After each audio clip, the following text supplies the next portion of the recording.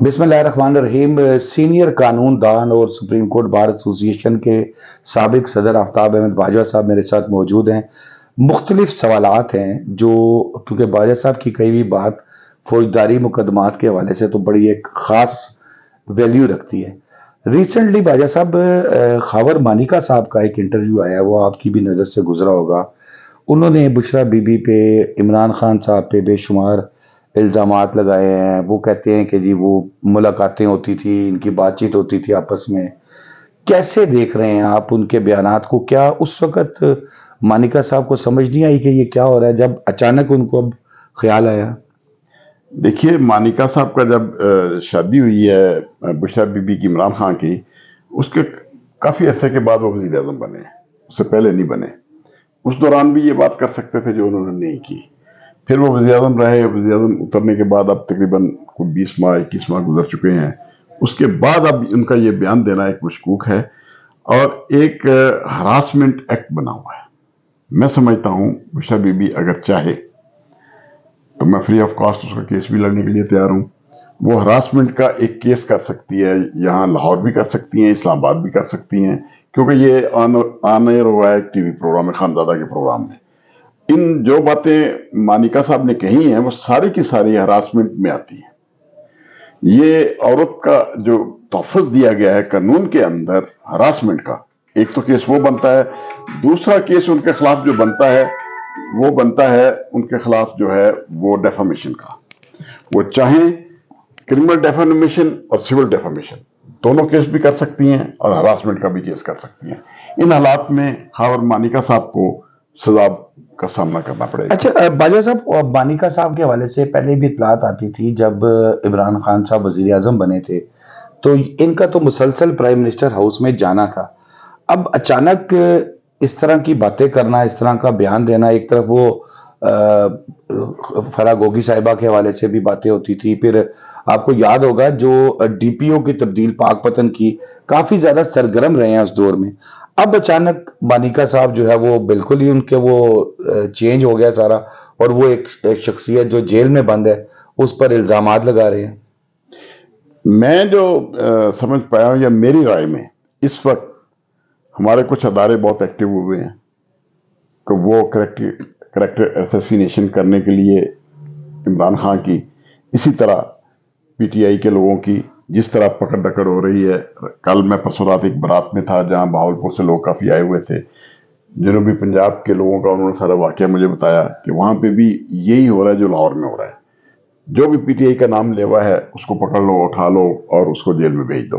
Even اس حد تک آپ دیکھ لیں، آپ جرنلسٹ ہیں، جب سے وکالت شروع کی آپ کے ساتھ میری دوستی بھی ہے۔ اب دیکھیں، عمران ریاض ایک جرنلسٹ اور یہ مقبول جان ایک بیوروکریٹ ریٹائرڈ اور جرنلسٹ، میں ان کے کیس کر رہا تھا۔ اس کے علاوہ یہ جو ہے ان کی پولیٹیشین جو ہے ایک ان کی وفاقی منسٹر بھی رہی ہے تحریک انصاف کی بڑی مشہور، تو میں اس کا وکیل بھی تھا۔ تو میرے گھر رات کو 3 بجے پولیس آ گئی اور لیڈی پولیس ساتھ تھی، ڈیرہ غازی خان سے اللہ تعالیٰ کا زرتاج گل کہ جی زرتاج گل آپ کے گھر میں ہے۔ میرے بیٹے نے آگے، میں سویا تھا، بتایا کہ جی باہر ٹی وی لانچ میں لیڈیز پولیس آ گئی ہے بڑی ساری۔ تو بابا میں نے کہا لڑنا نہیں بیٹا، میں آتا ہوں۔ میں باہر نکلا تو ایک داڑھی والے صاحب کھڑا تھا، کہتے سر آفتاب باجوہ آپ ہیں؟ میں کہا جی آئے ساتھ۔ میں کہا چلو، میں سمجھ گیا بھی لینے آئے ہیں، چلتے ہیں۔ میں جوتا پہن لو، کہتے پہن لیں۔ جب گیٹ پہ گیا کہتا تو تو ساڑھے تو بھی کاڑے ہو۔ میں کہ مجھے خوف نہیں ہے گرفتاری کا، چلیں لے کے جانا ہے۔ کہتا سر ایک چند باتیں کرنی ہیں تو کرنا لیں۔ میں کہا پھر اندر آ جائیں، بیٹھ جائیں۔ اندر بٹھایا تو کہنے لگے جی زرتاج گل آپ کے گھر میں ہے۔ میں نے کہا میرے گھر میں اگر زرتاج گل نہیں ہے، میں اس کا وکیل ضرور ہوں، اگر ہوتی تو میں قطعاً آپ کے حوالے نہ کرتا، وہ میرا پھر ایک حق ہے کہ اپنے مہمان کی حفاظت۔ دوسری بات، آپ کس طرح کہہ سکتے ہیں میرے گھر میں؟ کہتے جی یہ ہمیں وہ جو ہے لوکیشن آ رہی ہے مال ٹاؤن کی، اور مجھے اس بات کا علم تھا مال ٹاؤن وہ کس جگہ ٹھہری ہوئی ہے۔ لیکن میں نے کہا جی ٹھیک ہے، مال ٹاؤن آپ کو پتا کتنا بڑا ہے، کتنے کم از کم 3-4 مائل جو ہے اس کے ارد گرد گھومتا ہے مال ٹاؤن، تو آپ یہ کس طرح اندازہ کر کے میرے گھر آ گئے؟ نہیں جی آپ وکیل ہیں اس لیے ہم آئے ہیں۔ تو ان کے ساتھ ایک اسپیشل ایجنسی کا آدمی بھی تھا، اس نے 3 سوال کیے. میں نے کہا پہلے مجھے یہ بتا دیجئے آپ MI سے ہیں, ISI سے ہیں, کس ایجنسی سے ہیں؟ پھر اس کے منہ سے دوسرا الفاظ نہیں نکلا. میں نے کہا رہا گرفتاری مجھے لے جائیں لیکن آپ کے پاس وارنٹ نہیں. لیکن وہ DSP نے مجھے FIR دکھائی طالب کی. میں نے کہا اس میں تو میں نے بیل کروا دی ہوئی ہے اس کی. کہتے اس لیے تو آپ کے گھر آئے ہیں. کیوں کرائی ہے بیل؟ آپ نے اس کی بیل, آپ اس کے پیچھے میں وکیل ہوں, چوٹ ٹکٹ کل کو آپ پولیس والے جتنے بھی جرائم کرتے ہیں آپ کی بیلیں بھی ہم ہی کراتے ہیں. تو ان حالات میں میں سمجھتا ہوں ہم آئین پاکستان کے اندر جو فنڈامنٹل رائٹس ہیں اس حد تک, میں سیکٹری سپریم کورٹ بار رہا ہوں, میرے گھر پولیس آ گئی, 1 دفعہ نہیں 3 دفعہ آئی ہے. پھر کہنے کا مقصد یہ تھا ان دنوں کہ آپ نے اوریا مقبول جان کو کیوں نکلوایا اور عمران ریاض کی کیس کی پیروی کیوں کر رہے ہیں. باتوں میں وہ جو ایک صاحب تھے وہ یہ کہہ گئے. میں نے کہا یہ میری ڈیوٹی ہے, میری ڈیوٹی میں شامل ہے اور یہ میں کرتا رہوں گا, اس سے میں پیچھے نہیں ہٹوں. بھائی صاحب عمران خان صاحب جیل میں ہیں, آپ ان کے کافی کلوز بھی رہے ہیں, کیا اطلاعات آ رہی ہیں جیل میں وہ پرسکون زندگی گزار رہے ہیں یا کوئی مسائل ہیں؟ کیونکہ علیمہ خان صاحبہ آتی ہیں تو وہ کہتی ہیں جی کہ وہ تو بڑے پرسکون ہیں, وکلا ان کے آتے ہیں تو وہ کہتے ہیں وہ تو بڑی ٹینشن میں. تو کیا آپ تک کیا چیزیں پہنچ رہی ہیں؟ شاداب بھائی, میں نے اپنی زندگی میں عمران جیسا مضبوط اعصاب والا آدمی نہیں دیکھا.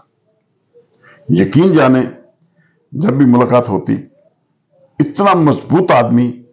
ایک بات اس نے جو بڑی تھی ہمارے لیے کہ جب مجھے مارنے کی ہر کوشش کی گئی, مجھ پہ گولیاں چلائی گئی, ایک آدمی مر بھی گیا, 14 زخمی بھی ہو گیا, میں بھی زخمی ہوا, پھر جوڈیشل کمپلیکس میں حملے کی کوشش کی گئی, اب مجھے سلو پوائزننگ کے ذریعے قتل کیا جانا ہے, ان کا یہی منصوبہ ہے اور یہ کریں گے بھی. مجھے اب ان کے پاس اور کوئی ہتھیار رہ نہیں گیا مجھے قتل کرنے کا. لیکن میں کیونکہ پہلے 24 گھنٹے میں سے 18 گھنٹے مصروف رکھتا تھا, نہ میں قوم کے بارے میں سوچ سکتا تھا, نہ مجھے کچھ سوچنے کا موقع ملتا تھا.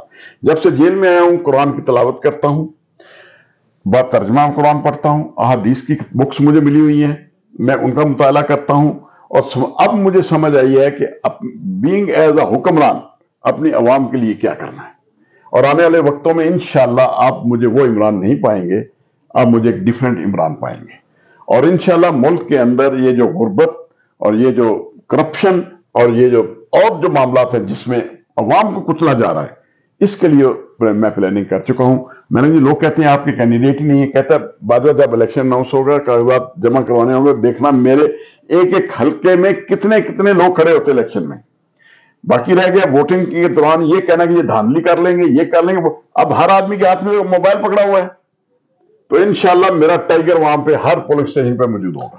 بھائی صاحب یہ بتائیے گا کہ جو انتخابات ہوتے نظر آ رہے ہیں, کیونکہ چیف صاحب نے تو سختی سے منع کیا کہ یہ تو بات ہی نہیں کرنی, اپنی بیگم سے بات کریں اگر کرنی ہے کہ انتخابات نہیں ہو رہی ہیں, ہم اس پہ بات نہیں کرتے. ہم یہ بات کرتے ہیں کہ اگر انتخابات ہوتے ہیں تو کیا آپ کو لگ رہا ہے اس ماحول میں شفاف انتخابات ممکن ہیں؟ دیکھیے پولنگ اسٹیشن کے اوپر آرمی کے 2-3 افسر ہوتے ہیں یا پولیس کے 2-3 سپاہی ہوتے ہیں, تو 2-3 ہزار آدمی نے ووٹ کاسٹ کرنے آنا ہوتا ہے. ان کے مقابلے میں وہ 2-4 آدمی کچھ بھی نہیں ہے.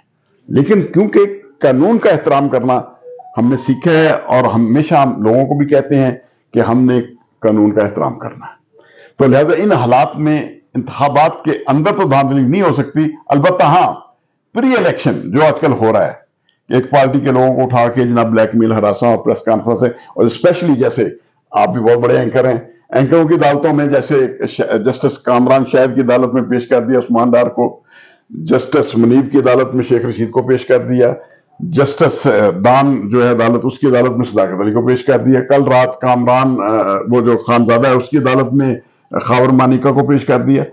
اس طرح کی عدالتیں اب پیرلل سسٹم جو چل رہا ہے, اس پہ میں قاضی فیض صاحب سے درخواست کروں گا جو گواہ شدہ لوگ ہیں ان کو جب عدالتوں میں پیش کرتے ہیں تو پھر اپنی عدالت میں بھی طلب کر دیا کریں, پھر ان کو آزاد ماحول دیں تاکہ ان سے پوچھیں بھی اصل حقائق ہے کیا. بھائی صاحب ایک آخری کویشچن, جو آپ کا ایک پہلے بیان آیا تھا عمران خان صاحب کی سلو پوائزننگ کے حوالے سے, پھر آپ کا ایک اور میسج بھی آیا, تو سوشل میڈیا پر یہ چیز وائرل ہوگی کہ جی آفتاب باجوہ صاحب کا سافٹ ویئر جو ہے وہ اپ ڈیٹ کر دیا گیا. ابھی تو آپ کی جو آن دی ریکارڈ اور آف دی ریکارڈ جو گفتگو ہے اس سے تو نہیں لگ رہا کہ آپ کا سافٹ ویئر اپ ڈیٹ ہوا ہے. آپ تو ہمارا بھی سافٹ ویئر جو ہے وہ اپ ڈیٹ کرانے جا رہے ہیں, تو کیا ہوا تھا, کیا مسئلہ ہوا تھا اس میں جو چینج ہوئی تھی بات؟ نہیں ہوا یہ تھا, سب سے پہلے تو میں کلمہ پڑھ کے آپ کو بتا دوں कि मुझे ना किसी ने राब्ता किया है, ना मुझ पर किसी ने प्रेशर डाला है, ना ही किसी ने मेरा कोई सॉफ्टवेयर अपडेट करने की कोशिश की है। हुआ ये था, हम जब मुलाकात करके निकले हैं, हम 5 वकला थे। जब निकले तो मैंने वकला से भी पूछा, मैं क्या खान साहब ने ये बात जहर वाली की है और बार बार की है, उनको खतरा है? कहते हैं हाँ बाजवा। फिर मैंने आके, क्योंकि जल्दी से अडियाला जेल से हम निकलते हैं सीधा चिकरी से, मैंने उस दिन इलेक्शन थे हमारे सुप्रीम कोर्ट बार के, मैंने लाहौर भी पहुंचना था, तो तेजी में मैंने वो एक बयान दिया कि इमरान खान साहब को जहर दिया जा रहा है। शाम को फिर मैंने जब ये सारे चैनलों पे खबर चल गई तो मुझे अपने वकला भाइयों का फोन आया कि भाई साहब, हमारे बैठे हुए खान साहब कह रहे थे कि अब एक ही इनके पास टारगेट रह गया मुझे कत्ल करने का, वो है स्लो पॉइजनिंग। क्योंकि स्लो पॉइजनिंग एक ऐसा जुर्म है कत्ल का जिसका कोई निशान नहीं होता, ना मिलता है। ये डीजी रिजवान हमारे FIA के कत्ल हुए, वो मकसूद चपड़ासी वहां पे दुबई में स्लो पॉइजनिंग से मारा गया।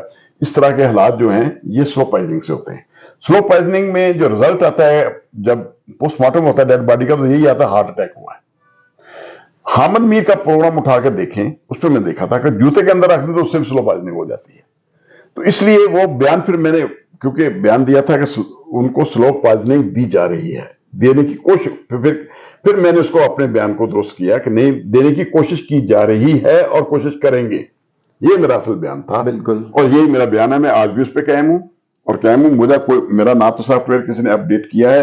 एक बात शादाब भाई ज़हन में रखिए, मैं शहीदों की औलाद हूं। 500 टैंक आया था चुंडा के बॉर्डर पे, 600 टैंक इंडिया का। मैं चुंडा गांव से बिलोंग करता हूं। मेरे गांव के ही लोगों ने, पाक फौज के 4 जवान जाते थे, एक मेरे खानदान का जवान जाता था और चुंडा का नौजवान जाता था।